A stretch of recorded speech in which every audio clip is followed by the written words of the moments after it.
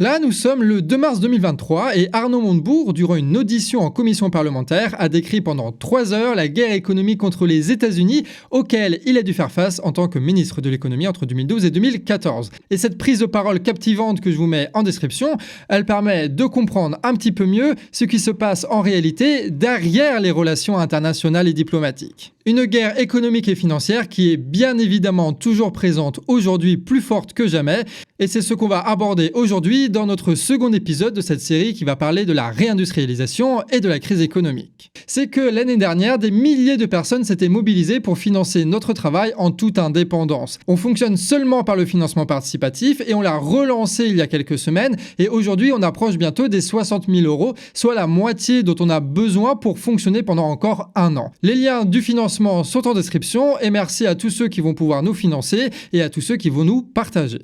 Et quoi de mieux après cette introduction sur Arnaud Montebourg pour parler des sanctions états-uniennes que de parler évidemment de l'affaire Alstom. Alors Alstom, c'est l'une des plus grandes entreprises françaises. À la base, c'est des regroupements d'entreprises de l'Est de la France spécialisées dans les chemins de fer et dans les trains, les tramways, tous ces trucs-là. D'ailleurs, le nom de Alstom, ça vient de cette époque. Parce qu'en gros, c'est Alsace et Thomson, qui est une entreprise franco-états-unienne avec qui ils avaient fait fusion à l'époque. Du coup, Alsace, Thomson, Alstom, tu vois. Donc, big up à nos camarades d'Alsace, voilà. J'aurais bien aimé le dire en allemand, mais je parle pas allemand. Alstom, c'est déjà une multinationale du ferroviaire. Une boîte qui achète année après année différentes entreprises en France et à l'étranger.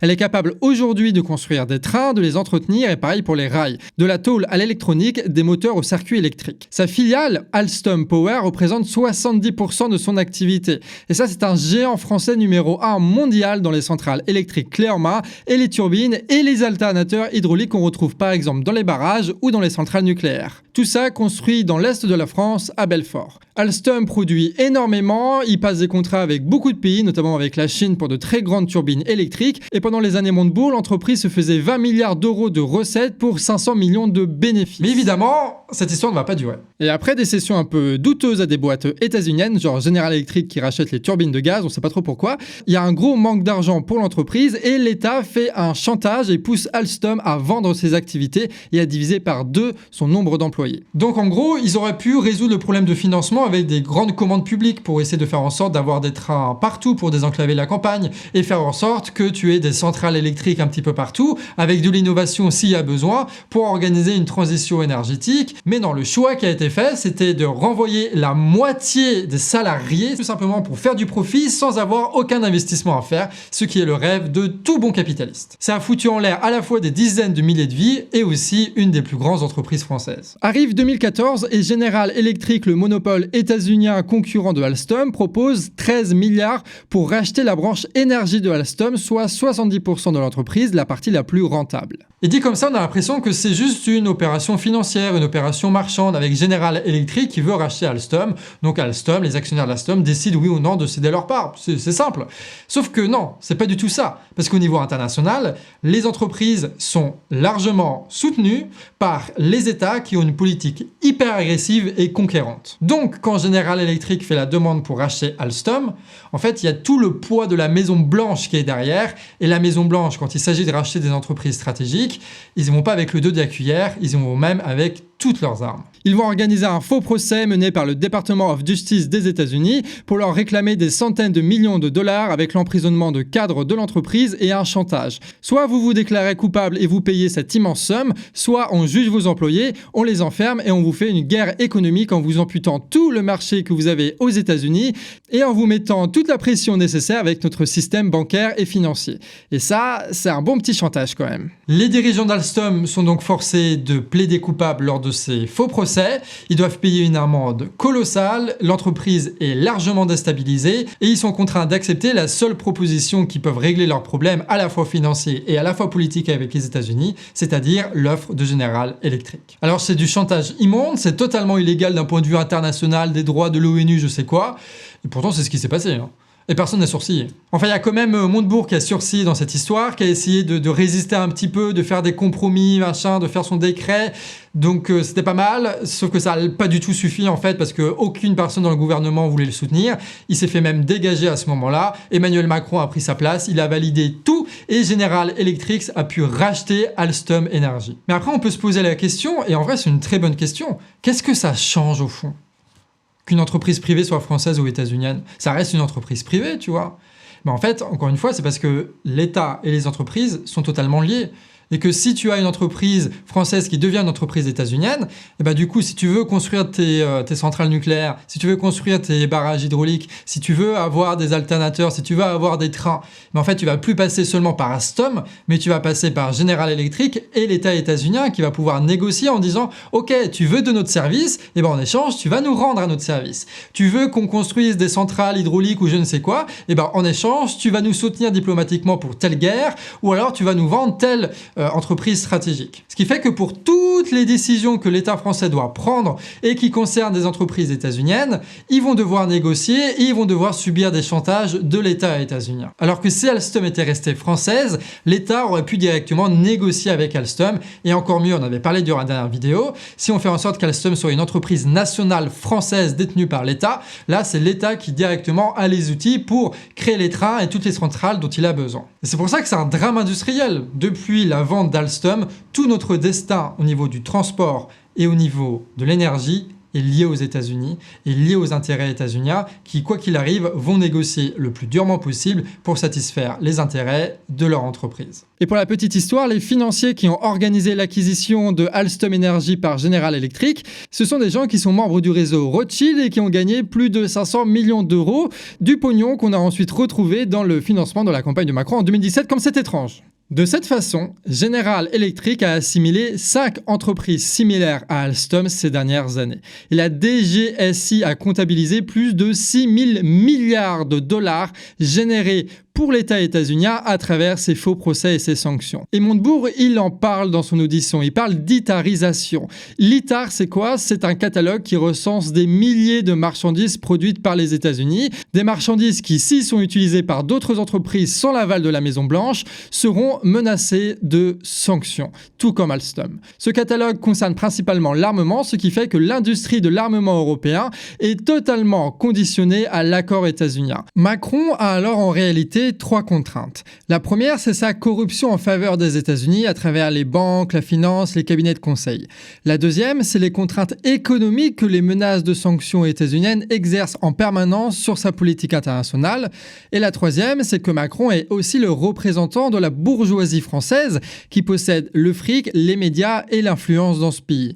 Des forces qui parfois s'opposent, notamment lorsque les boîtes états-uniennes veulent choper des marchés détenus par les boîtes françaises, mais qui convergent aussi sur de très nombreux points. Par exemple, la baisse d'impôts, les subventions, la répression des grévistes qui demandent des hausses des salaires, la guerre qui permet de relancer l'industrie de l'armement, la non-levée des brevets sur les vaccins par exemple, ou encore l'enfermement d'Assange qui révèle la vraie nature des guerres, le refus des taxes sur les super-profits, ou encore la financiarisation. Comme quoi, il n'y a pas forcément d'alliance ou de copains au niveau international, il y a seulement des rapports de domination économique. Et la grande différence qu'il y a entre les États-Unis et la France, on va y revenir aussi un petit peu après, mais je le dis là déjà maintenant, c'est pas une question idéologique. C'est pas que la France elle est plus gentille ou que la France elle est plus soumise. C'est que juste, en fait, l'économie française est beaucoup plus dépendante de l'économie états-unienne. Et donc, l'État états-unien peut organiser des chantages beaucoup plus puissants contre les entreprises et contre l'État français. C'est tout. C'est le niveau de dépendance économique et industrielle qui définit le rapport de vassalisation entre les deux pays. C'est pas une question idéologique ou quoi que ce soit. C'est pour ça qu'en fait, l'État français, face aux menaces de sanctions des États-Unis et de guerre ouverte commerciale, ils se disent « vaut mieux tempérer et concéder sur certains points plutôt que de se lancer sur une guerre dont on est sûr de perdre. » À force de décrire cette guerre économique dans la vidéo, on commence à avoir un schéma qui se dessine et qui revient et que nous, au Canard, on appelle l'impérialisme. Si on reprend un peu simplement l'historique, on a donc une entreprise nationale qui, par le jeu de la concurrence et de l'acquisition, devient un monopole national, comme Alstom. Elle va ensuite à la conquête des marchés internationaux pour développer ces marchés, pour les exploiter et pour les conserver. Sauf que, évidemment, face à ça, au niveau international, en fait, elle a la concurrence d'autres monopoles étrangers qui font exactement la même chose. Et pour faire face à cette concurrence, ce monopole national combine avec son État national pour signer des contrats avec d'autres États, pour user de diplomatie, mettre en place des chantages, que ce soit par les sanctions, les dettes ou les guerres. C'est donc la conséquence du développement capitaliste qui ne qualifie pas un État ou une entreprise, mais la politique conquérante de l'État au service de ces monopoles à l'international. Pourquoi est-ce que je dis monopole ? Pourquoi est-ce que c'est important que ce soit des monopoles ? Parce qu'en fait, imagine, tu as Alstom, en France, c'est un monopole au niveau des turbines. On va juste prendre cet exemple-là. Et donc, une fois qu'ils ont fait des turbines pour les centrales nucléaires, pour les barrages électriques, qu'ils entretiennent tout ça, en fait, ils se font du fric la première année, et la deuxième année, une fois qu'ils ont fait tout ça, en fait, ils n'ont plus de profit. La troisième année, ils n'ont plus de profit. La quatrième année, ils n'ont plus de profit. Tout simplement parce qu'en fait, ils ont déjà tout vendu. Donc, s'ils veulent augmenter leurs profits, comme toute entreprise capitaliste veulent augmenter les profits parce que les actionnaires et toutes ces conneries-là, donc, ils doivent s'allier avec l'État pour faire en sorte d'aller conquérir des marchés à l'étranger pour pouvoir continuer encore et toujours à vendre des turbines, avoir du capital pour pouvoir délocaliser dans d'autres pays, pour faire baisser le coût de production et du coup augmenter les profits pendant encore une année. Et l'année suivante, ils vont essayer d'aller dans un autre continent avec d'autres contrats, ils vont essayer de racheter d'autres entreprises pour pouvoir avoir un catalogue plus gros, pour pouvoir étendre un petit peu leur marché et continuer à faire un petit peu de profit. Et ça, c'est une espèce de course en avant où si tu ne fais rien, le taux de profit s'effondre et qu'il faut toujours aller conquérir de nouveaux marchés et que ça coûte d'ailleurs toujours plus cher parce qu'en face de toi, tu as d'autres monopoles nationaux qui sont très puissants et qui s'opposent à toi. Alstom va être en concurrence avec General Electric et ça va être très compliqué de choper les contrats face à l'autre, tu vois. Bref, c'est parce que tu as cette recherche permanente de profit de ces entreprises que ça provoque tous ces événements internationaux et géopolitiques. Et donc, quand Macron va à l'international, c'est pas la France qui y va, évidemment. C'est même s'il y a des drapeaux français, même s'il y a des costumes cravates. En fait, c'est le représentant des financiers et des industriels français qui tente de composer avec les autres puissances impérialistes partout dans le monde pour se partager, développer et exploiter des marchés. Et pareil pour des interventions militaires, c'est pas la France qui va à la guerre, c'est le représentant des industriels français comme Bolloré par exemple qui partent en Afrique pour protéger à travers l'armée française ces marchés et continuer à les exploiter et continuer à se faire du profit avec ça. Ça explique les doubles discours permanents de la Macronie. Par exemple, le fait de dénoncer le régime islamiste d'Iran tout en commerçant avec le Qatar et l'Arabie Saoudite. Car en fait, le premier sous sanctions états-uniennes ne permet pas les investissements, donc n'est pas profitable pour les entreprises françaises, quand les pays du Golfe, eux, offrent des contrats à plusieurs milliards aux monopoles français comme Dassault ou Total. Et là, on voit le rôle de l'État qui permet en fait de centraliser un petit peu les intérêts des différents industriels. Par exemple, si Dassault veut essayer de choper des contrats, en fait, il ira tout seul et ça va être un peu compliqué en Inde parce qu'en fait, ils n'ont pas tant besoin de Rafale que ça. Par contre, ils ont besoin de trucs de la santé. Et donc, Macron, il va venir en Inde et il va dire, les gars, vous signez un contrat avec Dassault et vous signez un contrat avec Sanofi et en plus de ça, vous signez un contrat avec Lafarge et puis là, on vous arrange des trucs, là, vous nous refilez des trucs, machin. Et en fait, il va essayer de négocier pour que l'ensemble des intérêts des industriels soient contentés par un contrat à l'international et que ce soit pas juste les entreprises qui seules essayent de trouver des marchés comme ça, sachant que la concurrence, elle est rude. L'État permet au monopole national de s'exporter à l'international. Mais il y a aussi un rôle de régulation. Prenons l'exemple des États-Unis. Il y a à la fois un lobby du nucléaire qui est fort et à la fois un lobby du gaz qui est fort. Et les deux là, ils sont en guerre permanente entre eux, malgré le fait que ce soit deux bourgeoisies, deux monopoles. Il y a un conflit d'intérêts. Est-ce que c'est le gaz qui va produire de l'électricité ou est-ce que c'est le nucléaire qui va produire de l'électricité aux États-Unis?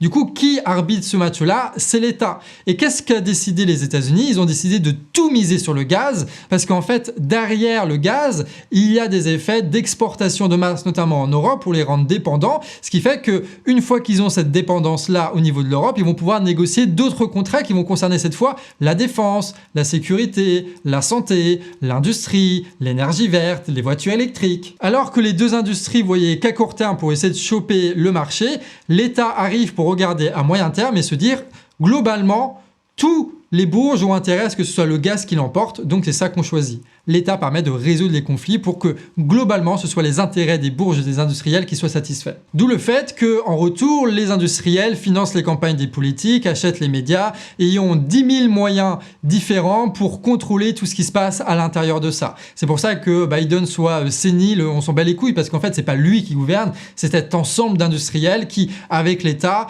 ont construit une machine de guerre économique qui leur permet d'aller partout partout où ils le veulent, acheter des entreprises et s'imposer sur des marchés pour augmenter leurs profits. Là, on a vu un petit peu les sanctions qui s'opposent aux entreprises, mais il y a aussi des sanctions qui sont bien plus politiques et qui s'opposent à des pays entiers. Et évidemment, il y a Cuba. Après leur révolution de 59, une immense partie de l'économie est nationalisée et les terres qui appartenaient alors aux États-Unis sont redistribuées aux Cubains. Le modèle socialiste cubain empêche les entreprises états-uniennes d'exploiter les ressources de l'île. Et vu que ça commence à faire du bruit et qu'ils sont pas mal en com avec le Che et compagnie là, il y a des risques que cette révolution s'organise dans d'autres pays en Amérique latine, dans une pleine époque de guerre froide avec l'URSS. L'État états-unien organise alors un grand chantage au niveau mondial. Si une entreprise dans le monde commerce avec Cuba, cette entreprise ne pourra pas commercer avec une entreprise états-unienne ni passer par les banques états-uniennes. Et aucune grosse boîte du monde ne va sacrifier l'immense marché riche des États-Unis avec le petit marché cubain composé de 11 millions de personnes. C'est l'État états-unien qui permet donc de coordonner toutes ces entreprises pour que tout ensemble, elles disent non en commerce avec Cuba, alors que chacune d'entre elles aurait même intérêt à commercer avec Cuba parce que c'est des clients. Mais en fait, l'État va dire, là, il n'y a pas qu'un intérêt marchand, il y a un intérêt politique à ce que le socialisme ne se répand pas dans d'autres pays et qu'il n'y a pas des alliés de l'URSS qui popent un peu partout en Amérique latine.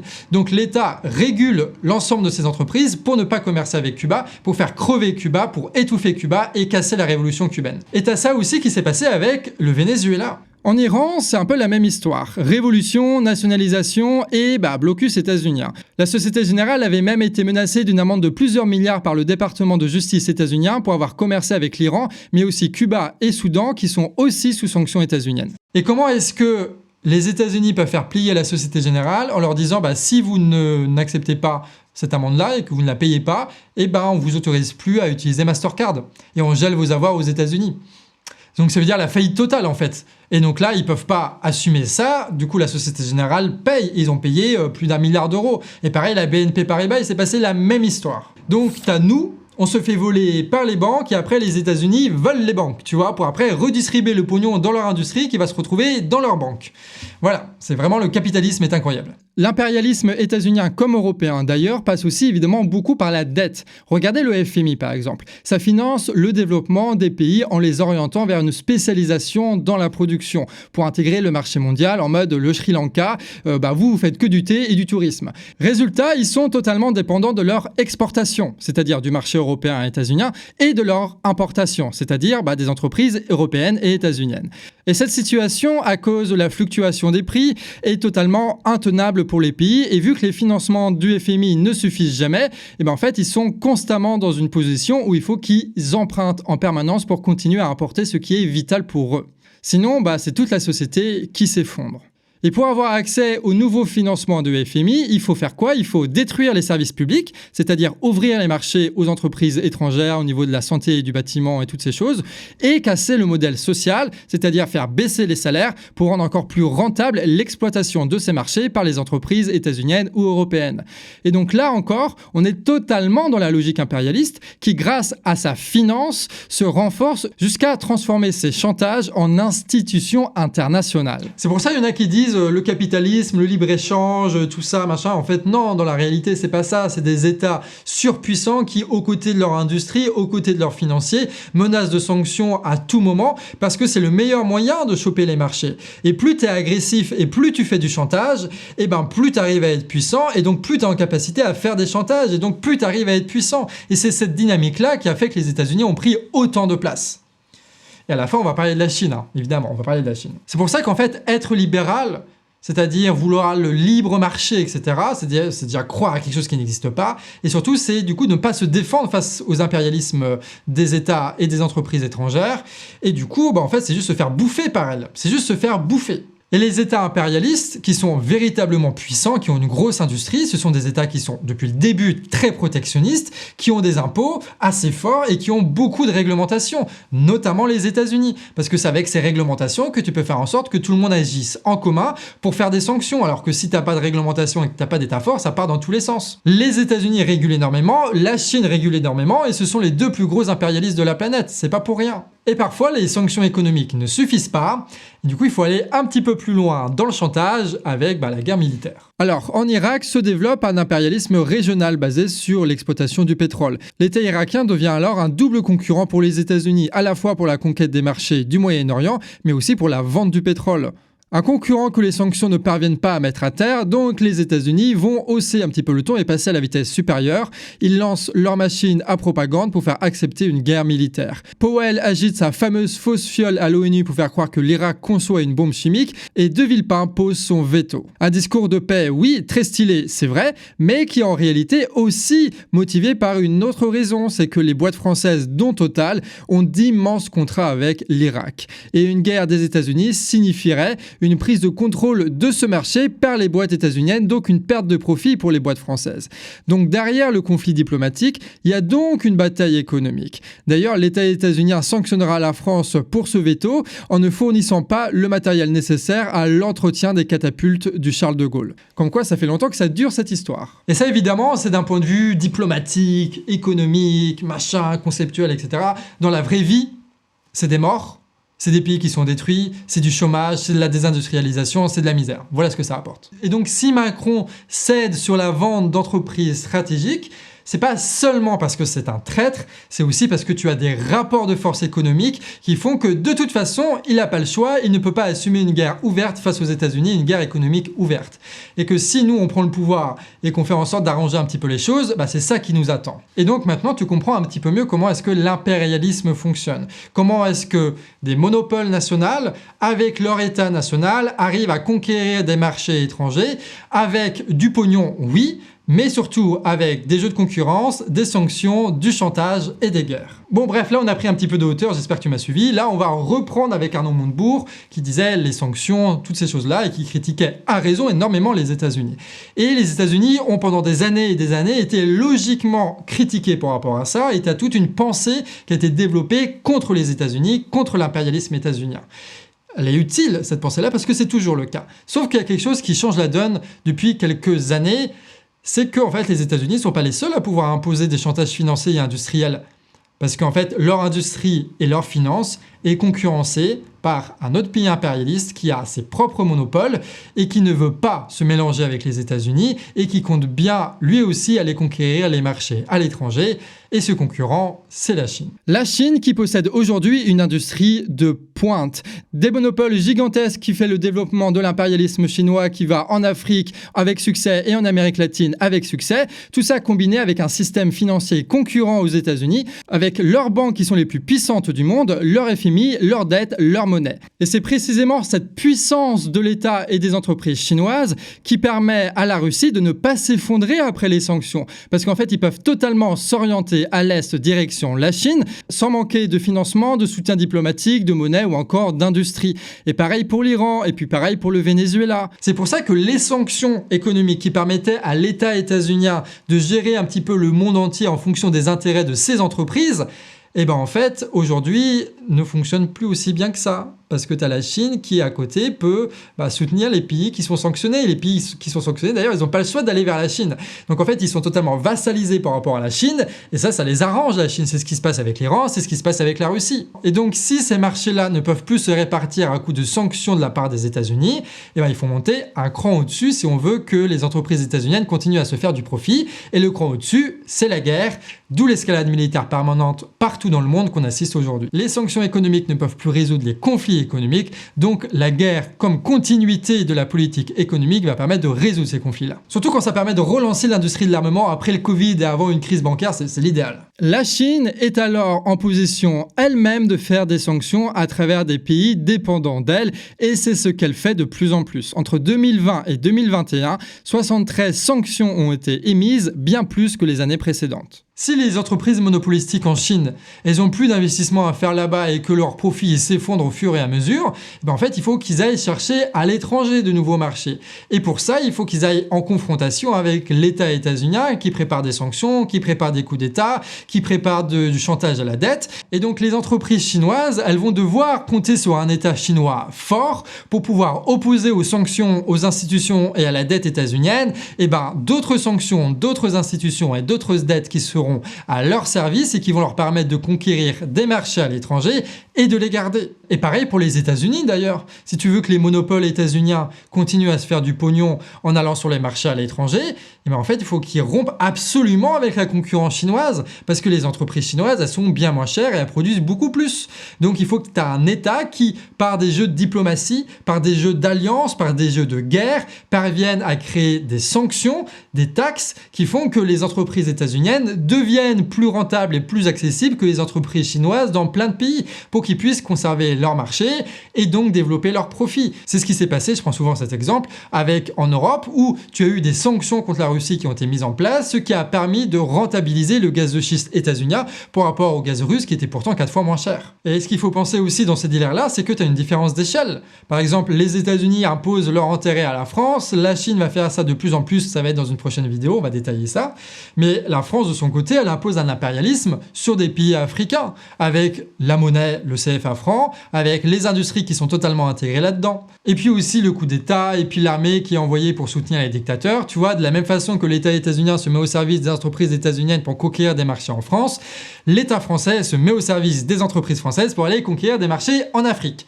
Et le fait que la Chine les concurrence et les remplace là-dedans, ça les fout pas mal dans la merde, ces entreprises-là. Et il y a encore d'autres logiques qui viennent se rajouter par-dessus tout ça, notamment la logique de surproduction, mais ça, je vous propose qu'on aborde ce sujet lors de la 4e vidéo de notre série. Là, c'est quand même pas mal d'informations à digérer, donc on va passer à la conclusion. Et vous voyez comment on construit mieux les vidéos maintenant, qu'on fait plus de gros pâtés et tout ça, et ça mérite un financement, ça. Hein. Donc, ce dont parle Montebourg, sans le détailler, malheureusement, c'est pas que une guerre économique qui est menée entre les États-Unis et la France, c'est la logique capitaliste au niveau international, où des monopoles s'allient avec des États pour conquérir des marchés, et à partir de là, il n'y a pas de loi internationale, il y a juste un rapport de force direct, et nous, on en paye souvent les conséquences. Et donc, Emmanuel Macron, hein, on n'est aucun réfractaire, donc tout tourne autour d'Emmanuel Macron en permanence. Donc Macron, quand tu le regardes, tu te dis, bon, il est un peu soumis aux États-Unis.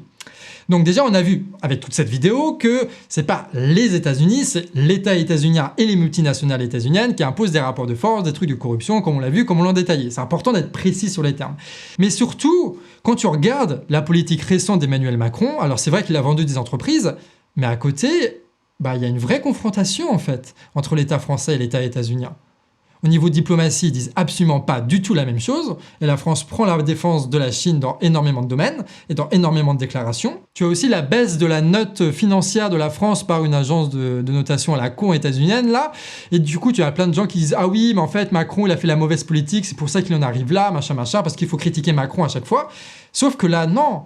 Si les États-Unis baissent la note de la France, c'est pour empêcher à la France d'emprunter à des taux bas dans les marchés financiers, parce qu'en fait, la France est en train d'emprunter énormément pour investir dans quoi? Investir dans la réindustrialisation, notamment dans des usines de batteries électriques et de voitures électriques. Il est en train de dire à toutes les entreprises états-uniennes que oui, vous aurez pu vous faire du profit en Europe en chopant des marchés qui appartenaient avant à l'Allemagne, sauf que nous, on investit à max pour prendre ces marchés sous votre nez. Il y a un véritable défi face à l'impérialisme états-unien qui est en train de se passer derrière cette réindustrialisation. Et donc, on va aborder toutes ces questions qui sont assez déroutantes à première vue dans les prochains épisodes. Donc n'hésite pas à t'abonner si tu veux voir la suite de cette série sur l'industrialisation en France. Et encore une fois, si tu peux voir ça, c'est parce que l'année dernière, tu as des centaines de personnes qui ont participé et partagé le financement participatif du Canard en disant maximum autour d'eux et à tous les militants qui connaissent que cette chaîne-là est importante et il faut qu'elle survive. Et aujourd'hui, nous avons besoin de votre financement, de vos dons, de vos partages et de votre temps aussi pour en discuter avec les autres, pour les convaincre de donner, parce que sans votre soutien, en fait le Canard il tombe. Voilà. Globalement on en est là, d'accord. On pensait que le financement ça allait passer en mode vas-y comme une lettre à la poste, sauf qu'il y a l'inflation et la démoralisation ensuite à la fin du mouvement social, et que face à ça, vous n'avez pas le choix. Si vous aimez le Canard, il faut le financer. Si vous n'avez pas moyen de le financer, il faut se mobiliser et militer pour que tu aies des gens qui ont un peu de sous puissent donner au Canard. Donc merci aux 800 donateurs qui nous ont fait confiance et merci à tous ceux qui prendront le temps de partager cet appel. Nous avons véritablement besoin de vous pour que le Canard réfractaire puisse être là encore pendant 1 an. Et vu ce qui est en train de se passer, c'est important qu'on soit là et qu'on soit en pleine forme et avec tous les employés et tous les moyens dont on a besoin. Bref, amis réfractaires, des bisous!